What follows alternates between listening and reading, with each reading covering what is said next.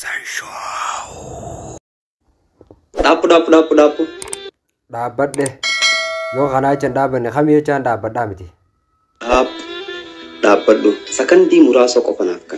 Wahin sitti himadda. Wannin sitti himutun anafi atibis faidada. Ummanni keenya kan cinaksan kan baha Oromiyaadha sitti dubbata. Sillallabat sitti iyyata. Akkana sinja. Iyyadhe silallabadhe waanin qabu daangaa Oromiyaa irratti dhadhawadhe arrammoo hufee lafa qabadhe beelaa weegaraafoo hidhadhe cinaksan. Tolega kabajamtoota fi daawwattoota chaanaala Cinaasan Show.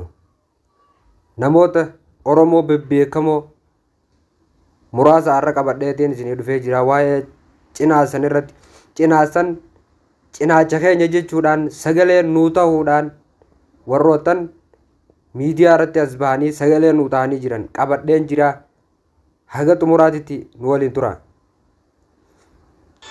Akkana jetti lammiin teenya tan cinaksan. Leeyoonii fi kan jiraatu taate lammiin bagga amata afran sun malee achi booda lammiin illee ni dhaabbatee jiru lammiin nu gargaaru ture. Lammiin illee taatu qaayoonii fi kan jiraatu taate akka nu gargaartu barbaanna. Lolli san hin dhaabbanne tiriiri lolan dhiifne laama lolli san isuma deemu jira. Illaa ija amma lolli dheengaddaa takkallee loowwan neefkaa diideen bakka takka fuudhee bakka takka neefkaa ja'a fuudhee bakka takka neefkaa torba fuudhee lolli nurraan dhaabbanne.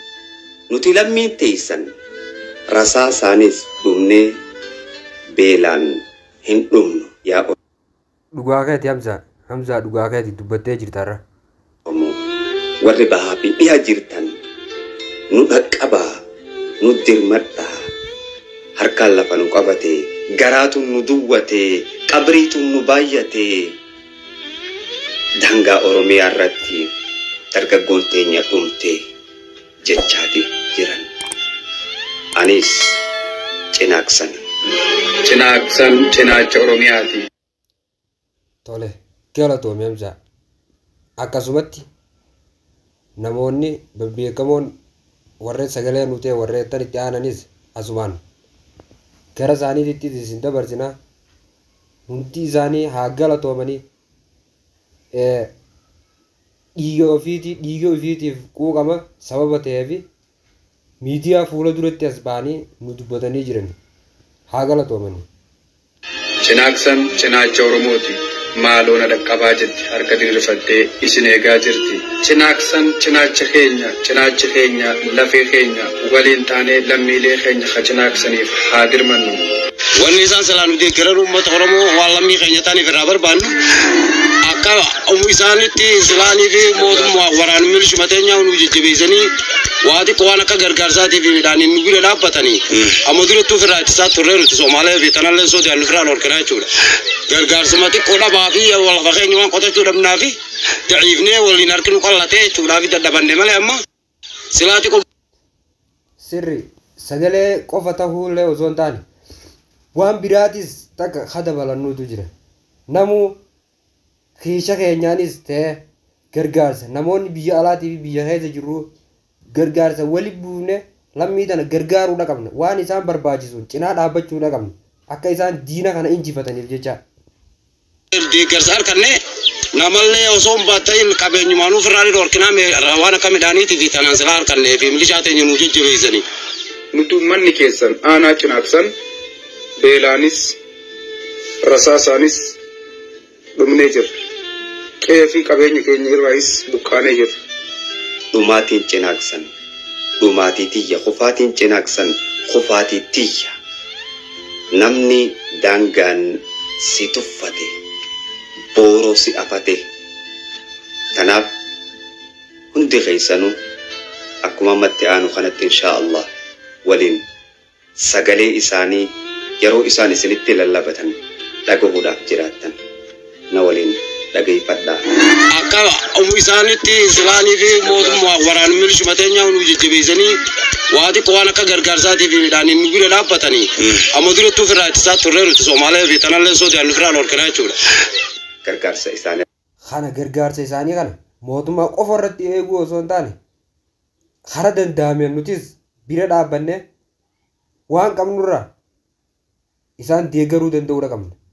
Meeshaa bituu fi haa taatu raashiin kannuu fi haa taatu waa hundaan bira dhaabbanne hawaasa kana yoo nuti kan deeggaru ta'e diinni waan takka akkam finne ifa kun.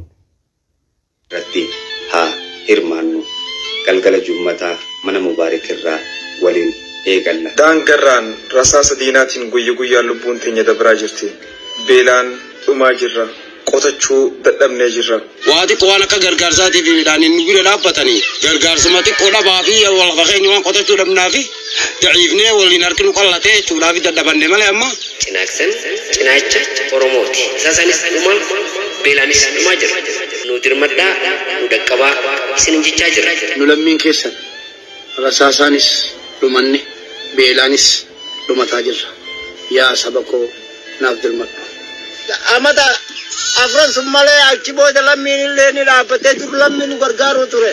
Cinaaksan cinaacha Oromooti. Nu lammiin keessan lammiin gargaarsa keenya akkuma itti fufuu qaba malee dhiisuu hin qabnu. Akkuma duraan gaachana waliif taanee harka wal qabannee wal cinaa dhaabbanne. Lolli cinaa san irra labsame lola Oromiyaa guutuurra labsame waan ta'eef lammiinis gargaarsa dhiisuu hin qabnu jechuudha. Gargaarsi akkatti fuufetti deemuudha qaba akka duraaniititti. Kan dhumne beelanis dhumaa jirra. Nuuf birmadhaa yaa saba koo. Nu dhaqqabaa jaa uummanni Oromoo Harargee Bahaa kan aanaa cinassan lammii keessaniif akka dirmattan iyyannaa isaanii kan akka dhaggeeffattan. Cinaaksan cinaacha Oromooti. Nu lammiin teessan rasaasaanis dhumnee beelaanis dhumaa jirra. Yaa Oromoo nuuf dirmadhaa nuuf dirmadhaa. Kan jirtan Oromoo koo jirtu obboleeyyan keenya kan Harargee Cinaaksan irratti Somaalee waliin walilaa jiran lola guddaatu banamee jira. Somaalee waliin uummanni keenya kan Harargee Cinaaksan irratti dhumaa jira. Obboleeyyan keenyaaf haa dirmannu. Namoota hedduutu du'e kumaatamaan du'anii kaanis kan madaa'e kaanis kan ajjeefame. Somaaleen akka Oromoon reefka sanillee fudhattee obboleeyyan keenya reefka sanillee fudhatee akka hin awwaalanne reefkarrallee akka dhaabbataa jiran dhageenye jirra. Hundi keenyaa sagalee haa taanuuf waliif ayyinu.